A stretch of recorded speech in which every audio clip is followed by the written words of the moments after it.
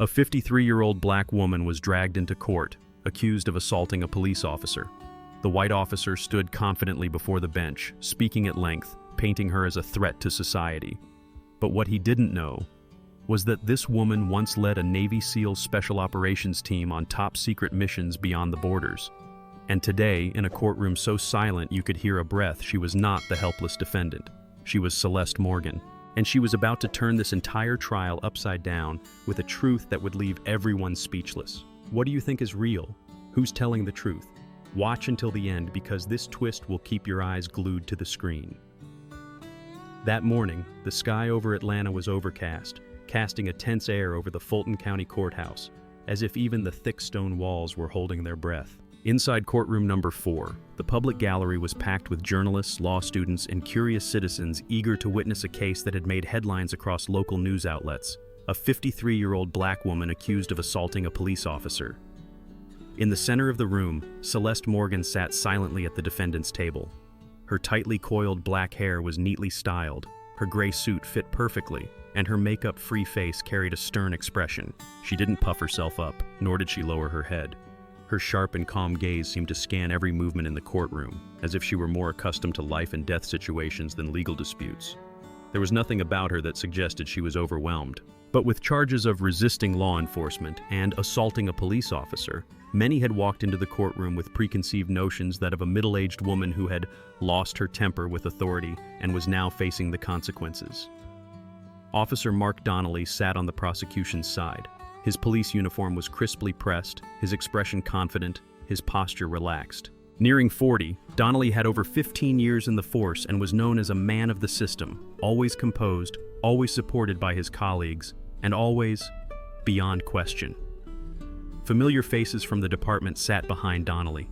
They exchanged knowing glances, as if today's hearing was nothing more than a formality, where a pre-written verdict would be carried out under all the proper legal procedures. But they had never faced Celeste Morgan.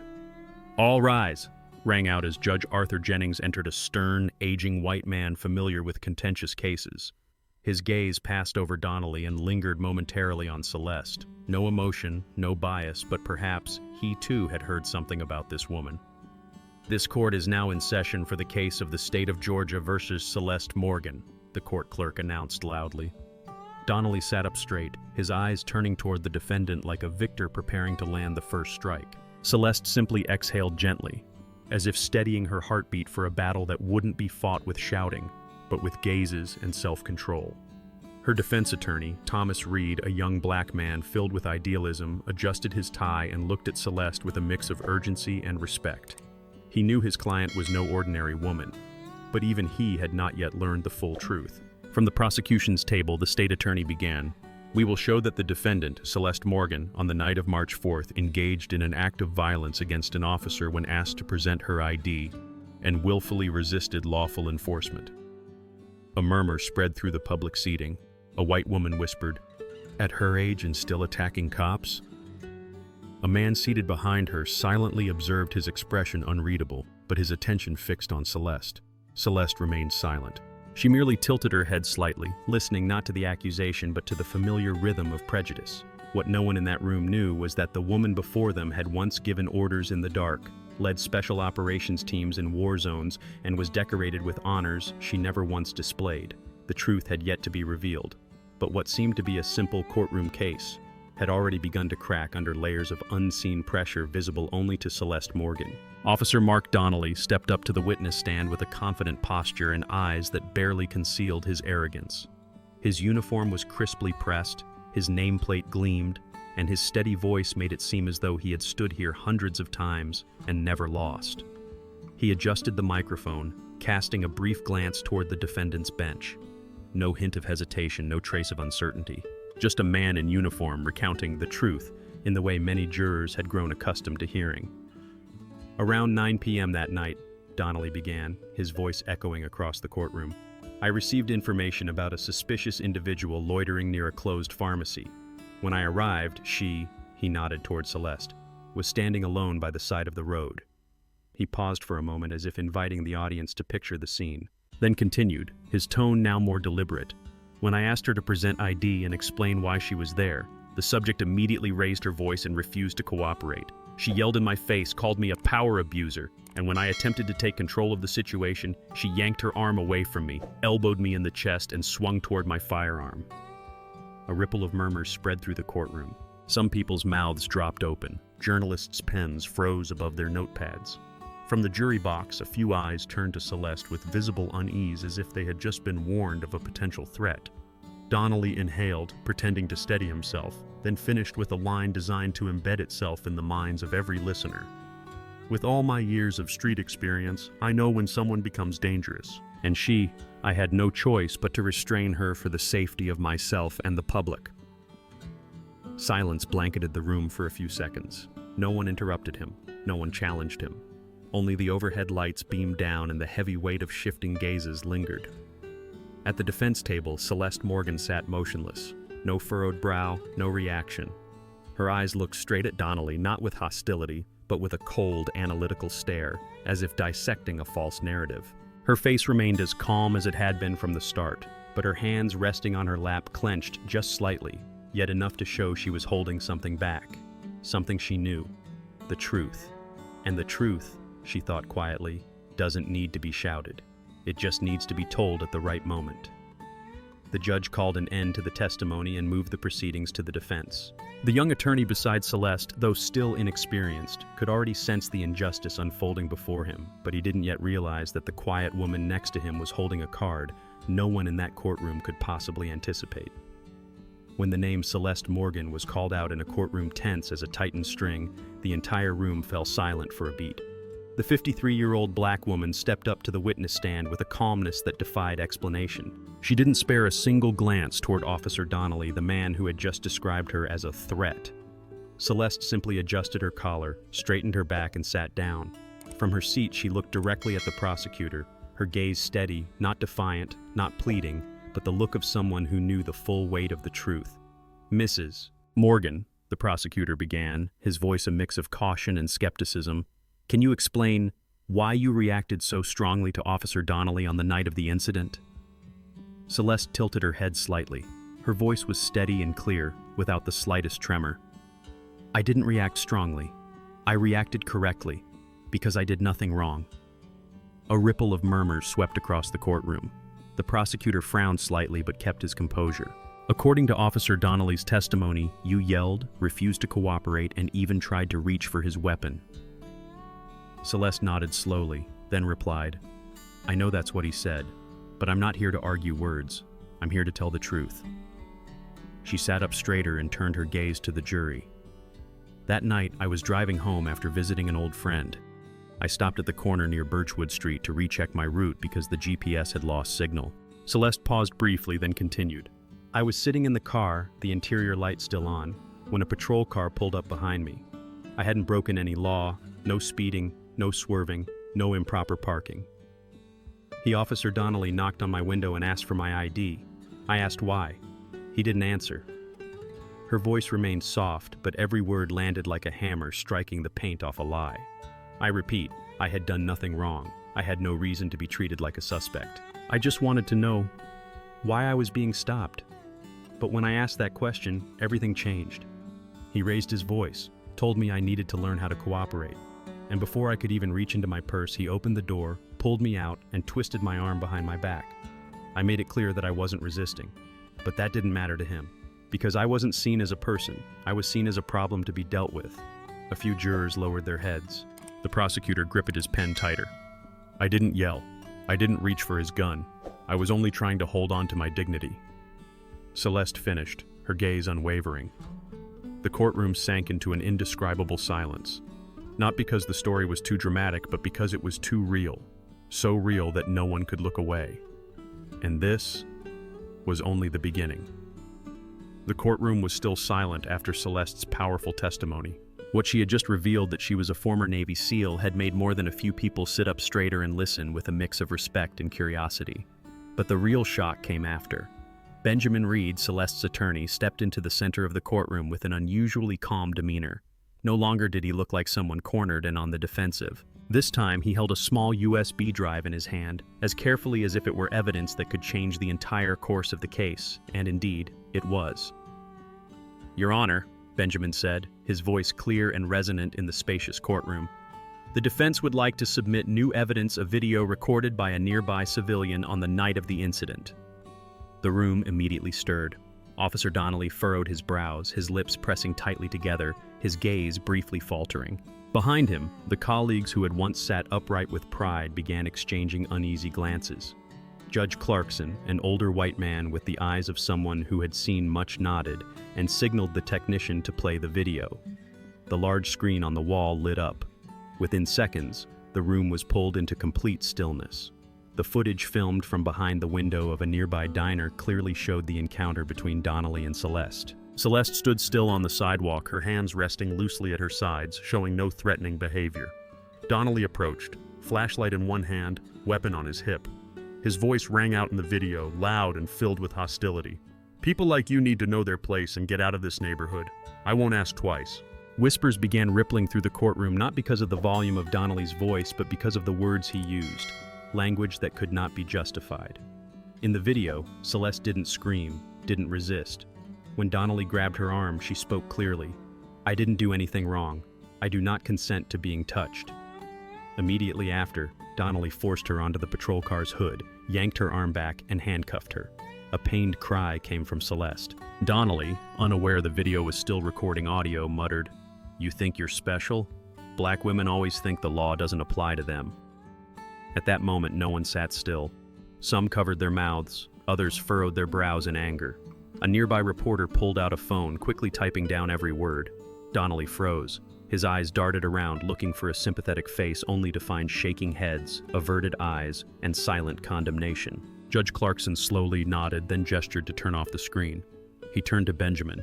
Has this evidence been authenticated? Yes, Your Honor, Benjamin replied. The video was submitted to the court's digital forensics department this morning. We have confirmation of its origin, timestamp, and location, all matching the police report. The judge nodded again, this time with a look not of skepticism but serious deliberation. He turned to Donnelly, who no longer sat tall, and said plainly, "We'll continue after recess, but I believe much will need to be re-examined after this footage." Celeste said nothing. She stared straight ahead, her expression unreadable. Whether anger, calm, or resolve was impossible to tell. But one thing was clear. The truth had begun to speak.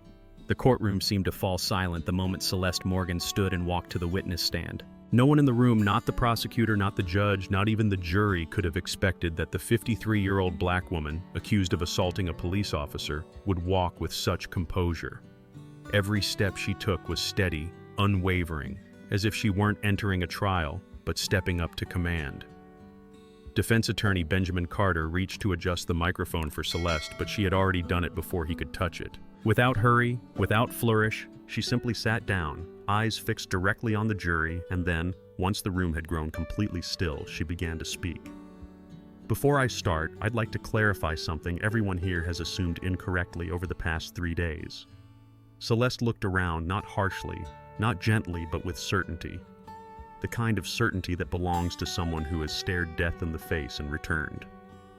My name is Celeste Morgan, retired Lieutenant Colonel, United States Navy SEALs.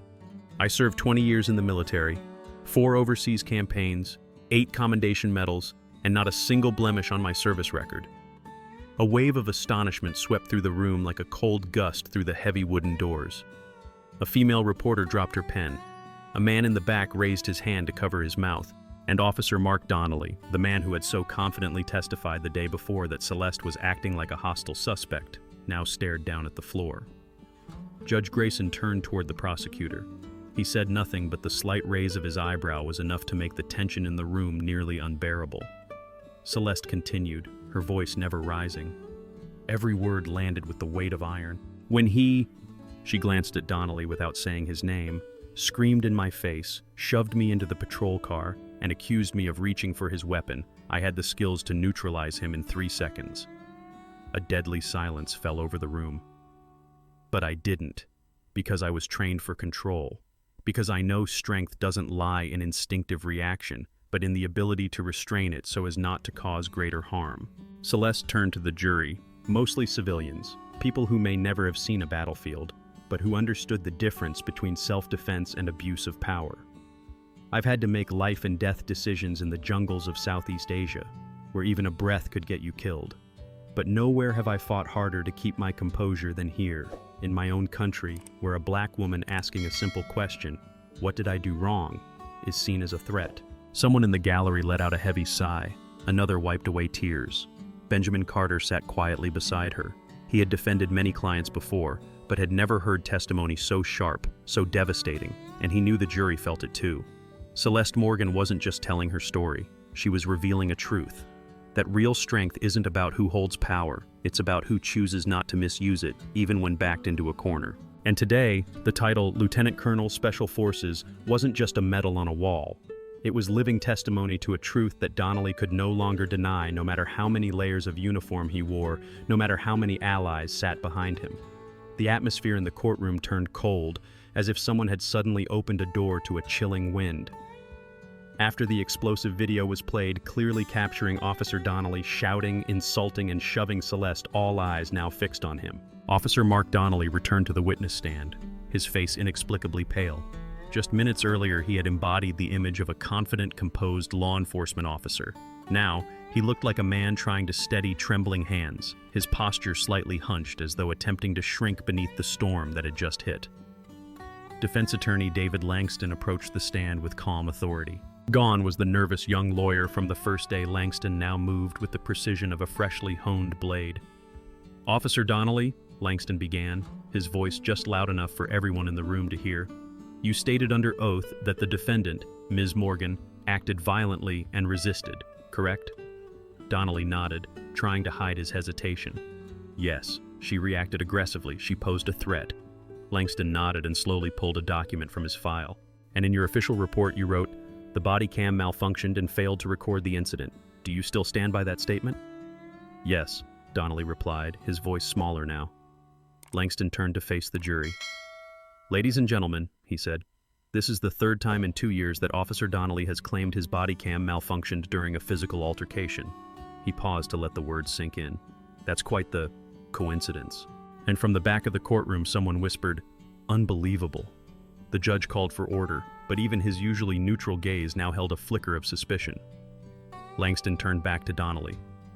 "Can you explain why a nearby security camera footage provided by a civilian witness recorded your conduct clearly, while your body cam just happened to fail?" Donnelly stammered, I don't know. It could have been the equipment." "The equipment?" Langston leaned in slightly, his voice cutting like ice. "Or because you knew it would capture the truth and you needed it silent to deny responsibility?" Donnelly gave no answer. Sweat began to bead on his forehead despite the fully functioning air conditioning. Langston stepped closer, lowering his voice but still loud enough for all to hear. "You've been previously accused of excessive force, haven't you?" "Those cases were dismissed," Donnelly replied, but the steadiness in his voice had vanished. "Dismissed or buried?" Langston pressed. "Because now we have 3 separate complaints from 3 different individuals, all describing similar incidents, and each one was closed for lack of evidence because, once again, you reported your camera wasn't working." A silence spread through the room. The jurors began exchanging glances. Their expressions had shifted not just of listeners evaluating testimony, but of people beginning to glimpse the outlines of a distorted system. "One final question, officer," Langston said, walking slowly back to the defense table, a printed forensic report in hand. "Were you aware that the so-called malfunction of your body cam was actually a manual shutdown disabled from the user account, and we now have confirmation from the manufacturer?" Donnelly froze. His lips moved, but no words came. Langston turned to the judge. "No further questions, Your Honor." The air in the courtroom seemed to pause. Everyone present now saw not just an unjustly accused defendant, but something larger, a weakened link in the wall they once believed to be solid. Celeste Morgan remained seated, her expression unchanged. But her gaze no longer belonged to someone on trial. It was the gaze of a warrior reclaiming each piece of her dignity through truth. The tension surrounding the case had yet to settle when a new wave began to rise, silent, dangerous, and devoid of any shape resembling justice. That morning, Attorney Marcus Layton walked into the office holding a thick stack of newspapers. The front pages of 3 local papers all bore the same headline: "Woman in SEAL uniform previously investigated?" A question with no answer, but enough to plant seeds of doubt. The article contained vague quotes from anonymous sources, dusty accusations from decades ago without any conclusion, and a final line seemingly bolded on purpose. "Are we protecting criminals just because they once served?" Marcus threw the papers on the table, his face tense. "They're going for the low blow," he said, "trying to smear your record to shake the jury's confidence." Celeste didn't look at the paper. She only exhaled softly. "I've faced this tactic before," she said calmly. "The difference is, this time they're not shooting bullets, they're shooting dirt." Anonymous messages began appearing on Marcus's phone. Some came from unfamiliar email addresses, others from strange number strings. Some were direct threats. "Back off, Layton, before your career goes down the drain." Others struck personal. "Watch your son, we know where he goes to school." But what made Celeste truly go silent was a photo that arrived at her home, unsigned. In it was her 12-year-old nephew, Malik, standing at a bus stop near school.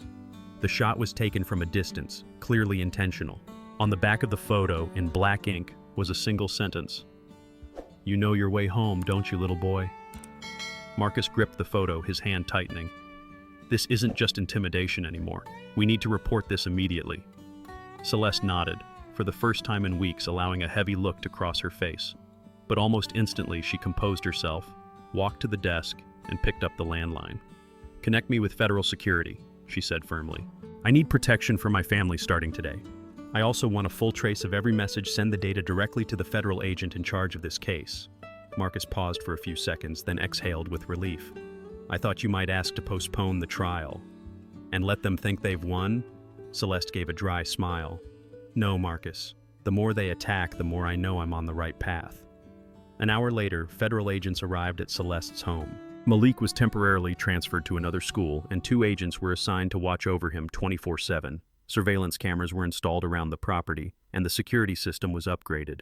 Celeste stood by the window, looking out at the familiar street where she used to walk her nephew every morning. The sky was gray, but her eyes showed no trace of fear, only determination. "They've chosen their side," she whispered, almost to herself. "Now it's my turn." The atmosphere in the courtroom that morning seemed to thicken, not just because of the video evidence revealed the day before, but because of what everyone was about to face. A truth that went far beyond anything anyone had imagined. Celeste Morgan sat upright at the defense table, her hand resting lightly on a thick folder that she and her attorney, Malik Rivera, had quietly prepared over many sleepless nights. In her eyes there was no longer any defensiveness, but a cold flame, the kind that burns in someone who has seen the very roots of war, and now sees it within her own homeland. As the trial resumed, Malik stood and requested to present additional information regarding the plaintiff's witness, Officer Mark Donnelly. Despite fierce objection from the prosecution, the judge granted permission. One document after another was presented. Internal complaints, case notes that had been dismissed due to lack of evidence, arrests surrounded by controversy in which the victims never had the chance to speak. Malik stepped to the center of the courtroom and held up a board listing incidents tied to Donnelly. 12 complaints of abuse of authority over 7 years, 4 surveillance videos that were never submitted to court, 3 cases where prosecutors declined to press charges despite clear evidence of misconduct. A stunned silence spread through the courtroom. Celeste remained silent, but her gaze was fixed on Donnelly now, with his head bowed, his face pale. The arrogant expression he had worn on the first day of trial was gone, replaced by visible anxiety with every shaky breath. Malik didn't stop there. He called on the court to authorize an expanded interagency investigation, citing systemic collusion between individuals within the police department, the district attorney's office, and even the Judicial Oversight Board. The courtroom felt frozen. A leaked internal memo was submitted, provided by a former administrative staff member from the Brookdale District Attorney's Office. It detailed an unwritten agreement between the DA's office and the city's police department to minimize media impact by quietly handling sensitive complaints, especially those involving race. Celeste stood. She didn't raise her voice, but her words rang out clearly. "I'm not just here to clear my name. I want justice for those without a voice. For those who were dismissed, cast aside, the way I once was." She raised a list of dozens of names, individuals who had filed complaints about Donnelly's conduct, yet never had their cases heard in court. A few of them were present in the room, silently nodding, eyes glistening with tears. This is no longer a single criminal case. This is a broader portrait of how power is concealed, bartered, and abused. the truth had begun to surface. And Celeste Morgan, the once anonymous woman, the one who was falsely accused, forced into silence, was no longer speaking just for herself. She was speaking for an entire generation that had been left behind. That day, the courtroom was not only packed with people, it was thick with a suffocating tension of anticipation. The wooden benches lining both sides of the aisle were packed with reporters, law students, supporters of Celeste, and even those who had once stayed silent out of fear.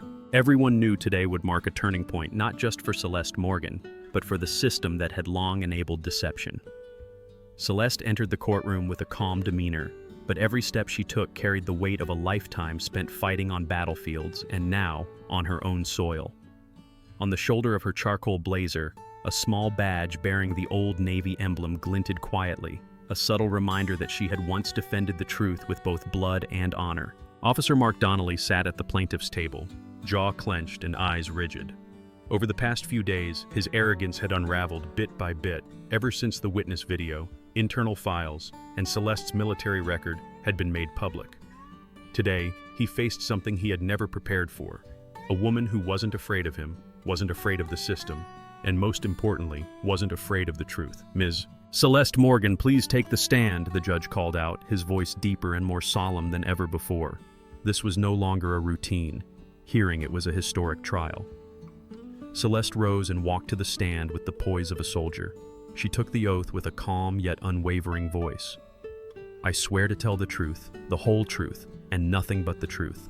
With sharp words that never lost their grace, Celeste recounted every detail. The moment she was stopped without just cause, Donnelly's aggressive demeanor, the insult, women like you need to learn to bow their heads, and the violent act of slamming her against the car hood. I did not resist, she said. I simply refused to kneel before abuse of power. The courtroom fell utterly silent. Even the judge did not interrupt her. This was no longer testimony, it was a declaration. The prosecution scrambled to recover with a few feeble lines of questioning, but every argument they offered was dismantled by the evidence already presented in previous sessions. The witness video from David Tran, the internal investigation documents, and the technical report showing Donnelly's body cam had been manually deactivated 3 times in the past 6 months. After Celeste returned to her seat, her attorney Evan Brooks delivered a closing statement that was short but powerful. She didn't just stand up for herself. She stood up for everyone who's ever been labeled dangerous simply for asking a question. The judge signaled the jury to deliberate. Barely over an hour later, much faster than anyone expected, they returned. We find the defendant, Celeste Morgan, not guilty on all charges. A collective breath was released. Some people jumped to their feet. Many were in tears. The jury spokesperson added, "We recommend a criminal investigation into Officer Donnelly for perjury, abuse of power, and professional misconduct." Donnelly turned pale. 2 federal officers approached him. Though he was not cuffed on the spot, he was no longer a representative of the law, he was now someone about to answer to it. Celeste Morgan lifted her head and walked out of the courtroom like a victor who had no need to boast, because the truth had spoken for itself, and this time, no one could twist it. The story of Celeste Morgan is not just a courtroom drama. It is a mirror reflecting the resilience many of us carry every single day, despite being misunderstood, having the truth twisted, or buried under nameless prejudice. She didn't scream to be heard. She simply stood up gracefully, and at the right moment. And that alone was enough to shift an entire room filled with bias. Because sometimes, justice doesn't come from the loudest voice. It comes from the silence that knows exactly when to speak. If you believe the truth still matters even when it makes the powerful tremble, leave a like, share this video, and subscribe to the channel so you don't miss more stories of courage, dignity, and justice. Because the right things deserve to be told and to be remembered.